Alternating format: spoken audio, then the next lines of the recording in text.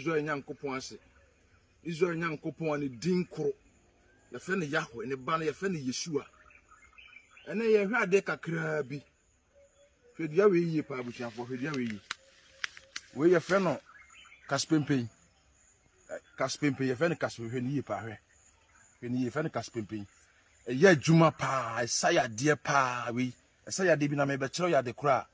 Esa Israel Yankopon no se ye ni duane ye mfa na haban nsa ya de. Edua bi wo ha ye ni but na haban ne ya dwo. Enti sa adua we kaspempen we no. Esa so obi si wanya babaso. Ne bro of your friend gonorrhea. Someone suffering from gonorrhea. What I say? We you better tin na haban no. You better tin nkon no say. What the tin and corner? See, what the tin and corner bambreno? Now, what blend it? Over blend and now by yam. Oh, yam, we are not their friends of fufu. Over son so I found son so, and then now, oh, we are. Oh, no, my be abandoned once, no, we are not. Uncle Pop Bonu Africa. And I am who dear na Bruni catches a year, dear, on another day now, didn't know.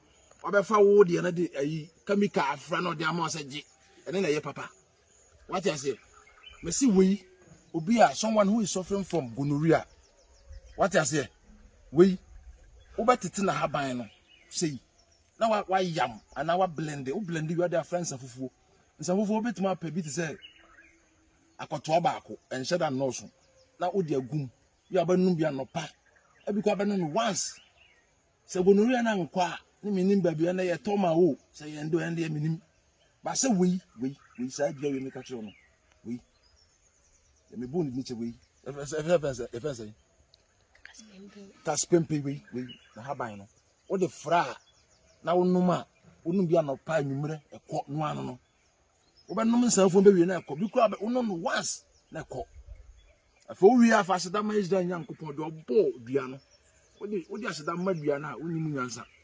What you say? Kakaya Yankopon na unshira so.